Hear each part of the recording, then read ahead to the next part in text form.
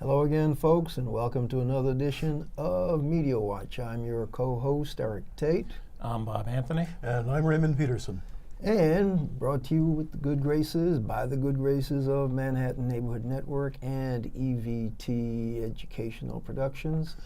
And to all our viewers out there, Merry Christmas, because even though we're pre-taping, you should be viewing this on Christmas Day. I hope you're having a great holiday. So, being pre-taped, who knows what's going to be in top of the news. The passage of the much touted Republican tax restructuring. I don't call it tax cut, I call it tax restructuring. Do you really think that that's going to pass? I mean, every time they think it's going to pass, something else happens.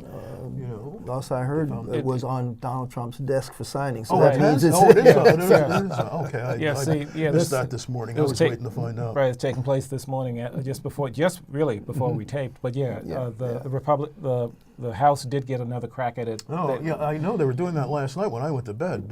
So they did get it done, and now we're waiting for signature. Our leader. Right. Well, I'm sure he's not wasting any time, so it's probably signed. Yeah. But before we even try to dig into how good, bad, or indifferent that was, and that should probably be still the discussion number one story unless something breaks. I want us to backtrack because there was a huge brouhaha on the previous weekend where Fox News seemed to have an orchestrated all day, all weekend, a weekend before this past weekend, discussion on the fact that there was a coup taking place in the United States of America. And Bob, I know you didn't catch up on that, but Ray, when you took a look, go back a little bit on why it was being called a coup, or how. I'm not sure why they were calling it a coup. I mean, just this concept alone is so incredible. A coup in America? What a way to sell newspapers, number one. But they're pointing fingers now at each other. The administration and the administration heads are all fighting. Everybody's beginning. I'm loving this. Yeah, but that's not the coup that Fox was propagandizing. Oh, because of the investigation, but... Okay, all right. Okay, so the link that you sent me basically was Vox, which I think is Ezra Khan stuff, and I believe Politico and a whole bunch of folks actually, because this thing had blown up so big over the previous weekend that folks were doing all kinds of pushback because I think, who's this guy who used to do the ugly man on the street stuff for Bill O'Reilly? John Waters. You probably remember him, Bob. Never saw him. Well, I know who you mean, but I wasn't a viewer. Yeah. Well, we had to kind of semi-monitor those people. The fake news people, we still have to monitor because we knew back then that they were a propaganda arm. Absolutely. But this whole coup thing actually... as a matter of fact, Vox started quoting other people who were really incensed at this because Jesse Waters put out his tweet and talked about it on his show, Waters World. It's like the quote at the FBI had Michael Moore investigating the President of the United States. And his phrase was echoed by Kellyanne Conway, who came on his show and made her support of his coup in America, and the lower third chyron under her was a coup in America, big question mark. And so the fact that they were touting this caused a big stir online, and so the coup talk spurred a backlash, quoting Fox News. Kevin Barron, the editor of Atlantic Media's Defense One and a war correspondent, was stunned. This is the word Fox was using. And Bacon's coup tweet was, coup? Quote, I cover wars, militaries, actual coups, where citizens violently rise up and kill each other for power over each other. This is alarmingly irresponsible language even for Fox. Inflammatory, baseless, dangerous. Democracy scholar Brian Klaas, Klaas, raised the question of whether it's a threat to democracy, quoting Klaas. I've interviewed coup plotters, torture victims, generals, politicians. They toppled, and dozens whose lives were destroyed by actual coups and coup attempts. This language is so dangerous for democracy, and it's precisely what you see before purges, which Fox News hosts are advocating. This is a quote from a tweet on a defense democracy scholar, Brian Klaus. So Now, does this surprise you at all that Fox is operating in a silo right now?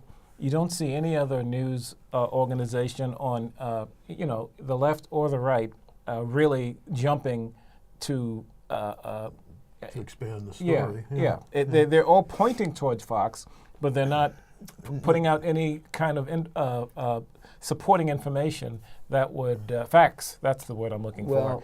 That would support anything that they've been percolating over the weekend. Yeah, Fox that's what was everybody's over that doing. past weekend. Well, It's Fox's journalism people today. were pushing this big time. Quote Fox, Janine Pirro on her Fox News program on that previous Saturday said that never in presidential election history has there been, quote, as great a crime or as large a stain on our democracy than that committed by a criminal cabal in our FBI and the Department of Justice who think they know better than we who our president should be, end of quote. And on Sunday morning, the previous Sunday, Fox and Friends co-host Rachel Campos Duffy said we have, quote, potentially one of the biggest scandals in American history where we're seeing our justice system being used to really change the outcome of an election, quote.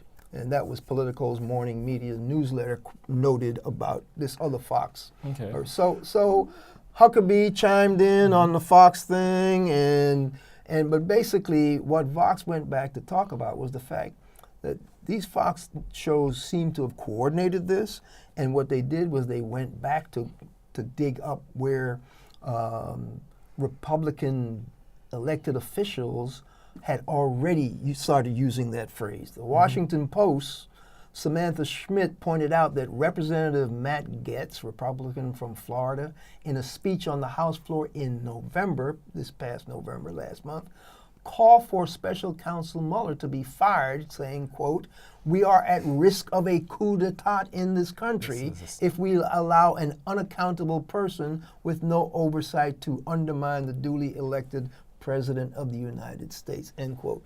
So that's the tenor of the assault that Fox is now shepherding, because the Republican House has gone off the deep end in trying to undermine Bob Mueller's investigation. I don't know if you guys have been following how big an effort the Republican House members have launched. And that November quote is part of it. And basically, they are trying their best to undermine Bob Mueller's investigation. So all this coup d'etat talk is their big, high-stakes gamble to just delegitimize the Bob Mueller Russia investigation. Go ahead. No, I was just going to say, well, their base will believe all of that. You know, the GOP base, or that man's base, will believe all of that crap. But I think people can see through this, that it's just a diversion. It's because Mueller is onto something, clearly. Now, nobody knows exactly what it is, but he's doing his job. He's an investigator. He's tenacious, and they're frightened of him. And of course they want to discredit him. They would want to discredit him under any circumstances. So this is not surprising to me, and that's part of the reason I haven't been following it, because it's all what I would call BS. Yeah, Now, do you think that people actually can see through this? It seems to me there's a segment of the population. Do people want who wants to see through it? The Okay. people who want to see through it do see through it. Correct. But I think there's a There's part a- of the population that's so dense that they don't get it. I agree with you 100%, and that's what I meant when I said his base Right. will believe it. Right. Because they believe anything that comes out of his mouth. Right. And you just quoted Janine Pirro, it's someone I had respect for years ago, yeah, I know, and has me been too. declining ever Yeah, since. she is such. Yeah, I can't believe how far to the right she has swung. It's an astounding, When she- But yeah, those people Sink. have this Fox platform, but the danger, which is what this these people that Vox quoted, the danger is when you holler the same story over and over again. I know, keep repeating You it and it start becomes the truth. undermining the actual basis for the actual truth, in Right. fact. And so if you keep hammering that story over and over again, despite the fact that there are sensible people who actually understand that this is an attack on a bona fide investigation, and this man isn't investigating Donald Trump, he's investigating the Russian interference in our election. The fact that Donald Trump got helped by this interference is secondary to the investigation.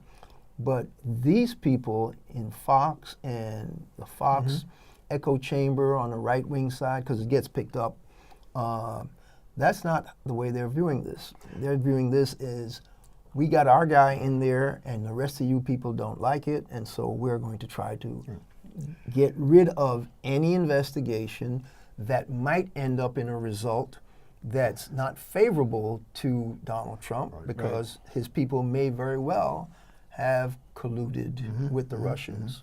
So, Bob, you were saying about there's a certain amount of people. Go ahead and pick up on that, because there are other independents and other people who don't actually subscribe to. But yeah, you go ahead and talk about it. I was just saying that it seems that there's a certain segment of the population that's just too dense to understand how bad a situation this is when you have people using words like coup and FBI in the same sentence. And as you said, they're building a platform. If they build it strong enough, people will believe that Mueller has to go. If they can get enough people to, that even half believes what these Fox pundits are putting together, it scares me that they can come up with something that looks like a valid reason to end this investigation and make Trump look better to his following. I mean, they actually don't need any help in pushing his program. I know, but I'm still hoping that the majority of Americans can see through this. I am too. And I understand that there are people that will believe this, because there are people that if they hear something a certain number of times, it becomes truth. Right.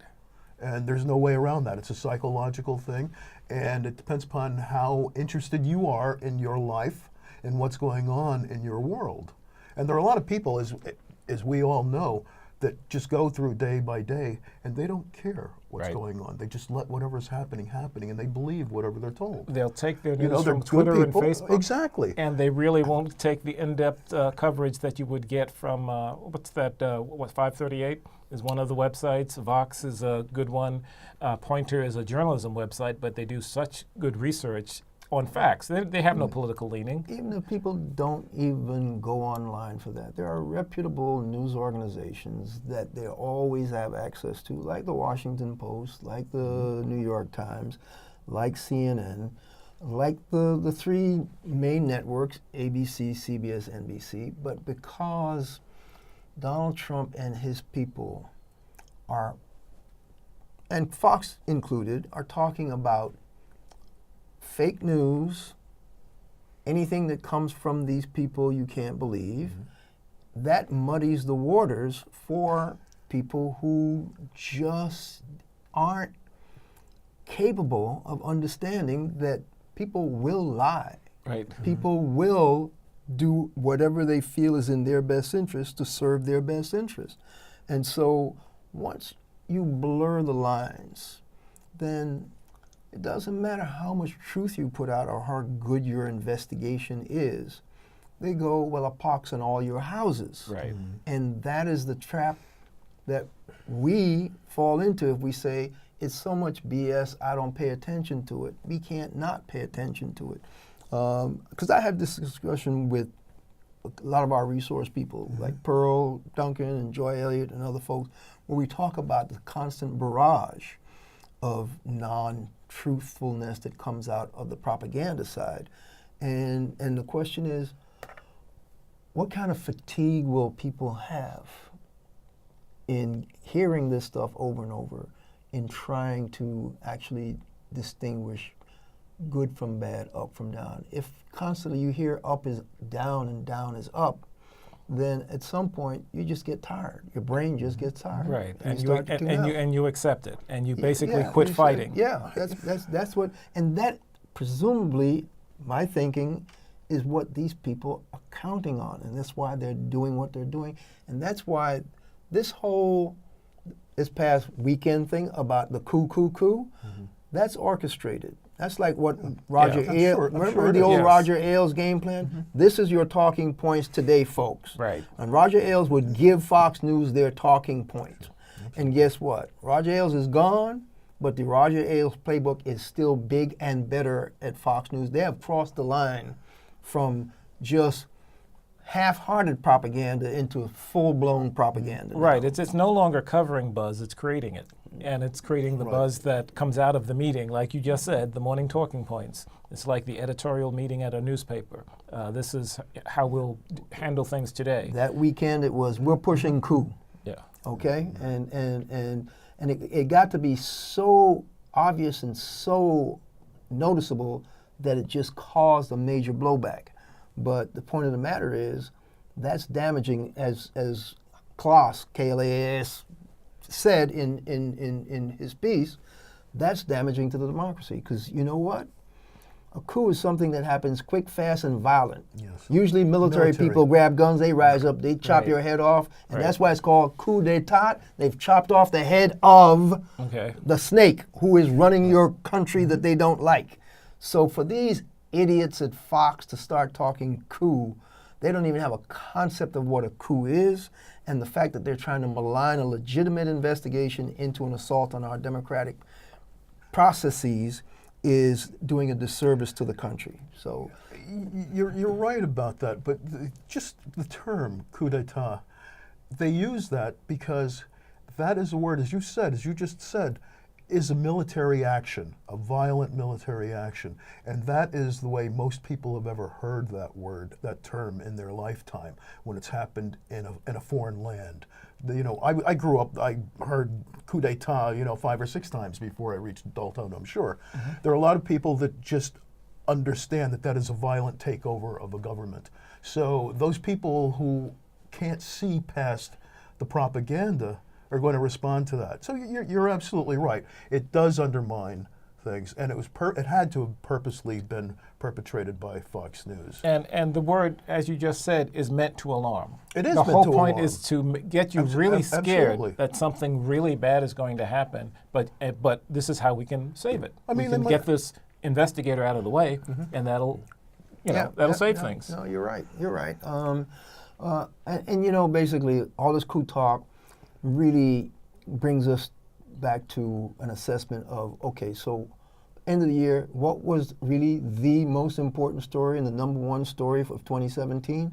And there's the latest stuff is going to be this great redistribution of wealth from the lowest to the highest of 1% in this new tax redistribution plan. I don't call it a tax cut, even though the Republicans want to call it that.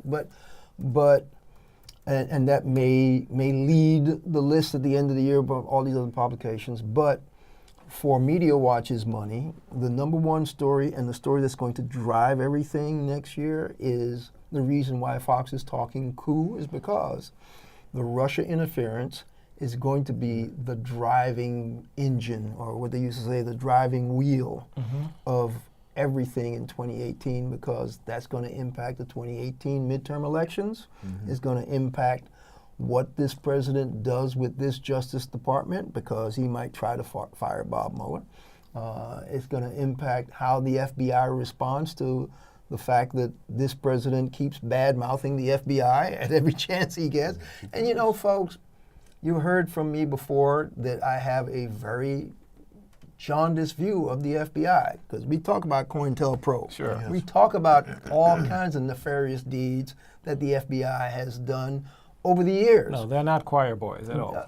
And most people today are saying there's an assault on one of our most respected institutions. Well, when you peel back the curtain, you see all the crazy stuff that they did under J. Edgar Hoover and all the illegal stuff that they did, especially against black and brown people. they are not one of our most respected institutions by people of color in this country. And because we deal with how issues affect people of country in this country on our show, we're telling you that bluntly.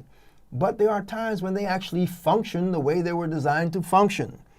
And in this instance, Bob Mueller seems to be functioning the way as a special counsel because he's actually a former head of the FBI. He is not really in the FBI. He has been hired to be a special counsel by the Justice Department to look into this assault on our institution.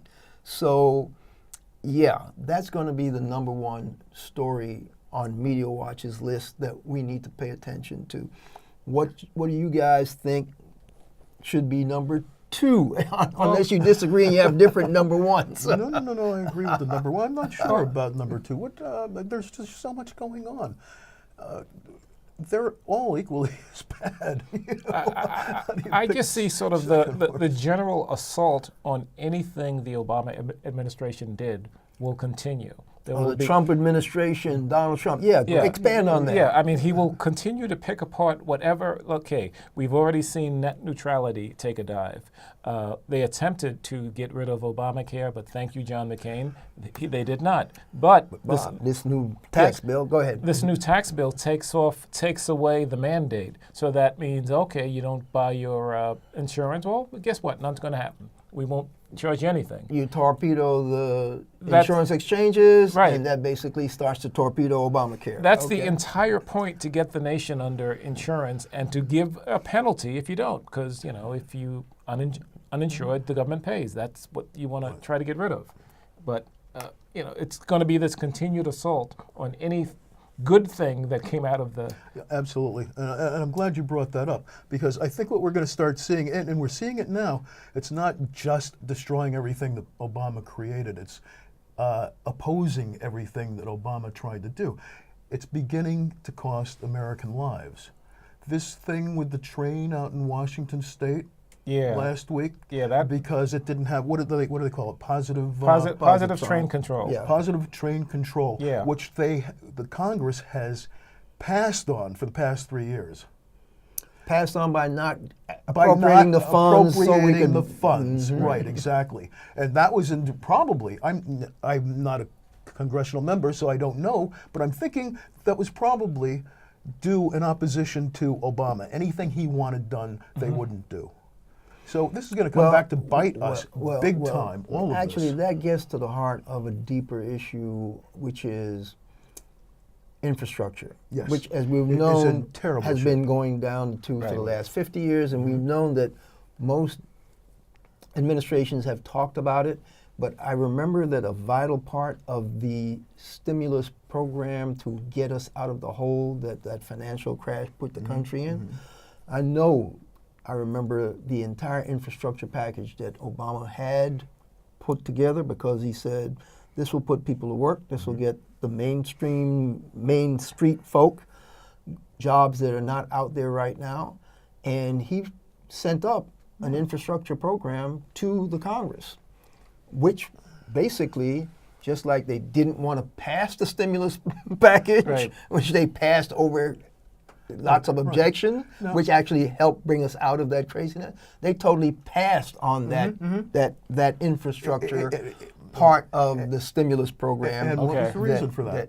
And they passed on it because it was an Obama idea. Exactly. I understand. It would have been a feather in the cap. But that's exactly right. But that gets to the heart of, I've said this time and again, we've discussed this before on this show, where in 1962, I'm traveling in Japan from Tokyo to Osaka, my newborn child, two grandmothers of that child, and we're on a bullet train that's going close to 200 miles an hour in 1962. It was over 100 miles an hour. My memory's gotten a little slack. I think it was closer to 180. You understand what I'm saying? Yes. Close to 200 miles an hour. This is 1962, folks. 1962 in Japan, they had a rail system that could put a bullet train at close to 200 miles an hour. Our Acela that does the Northeast, which is supposed to be our fastest train, is lucky if it can do 80 miles an hour. You want to talk about a country that used to be the leader in infrastructure and building interstate highways and taking care of mass transit and all that stuff, we are at the bottom of the barrel, okay? And that's because, I hate to sound partisan when we're talking historical stuff, but the people who keep torpedoing putting money into government spending are the Republicans who keep trying to starve big government, who do not want, who actually took pledges. You remember the Grover Norquist pledge that Republicans used to take from Ronald Reagan's tenure on? No taxes, no new taxes, and that's because the quote, the phrase was, we're going to starve the beast. The beast they were referring to, folks, was the federal government. And so if you don't raise taxes to take care of infrastructure, if you don't raise taxes to take care of the poor among you with Medicare, Medicaid, and all that stuff, to build your educational system, because that's part of the social contract.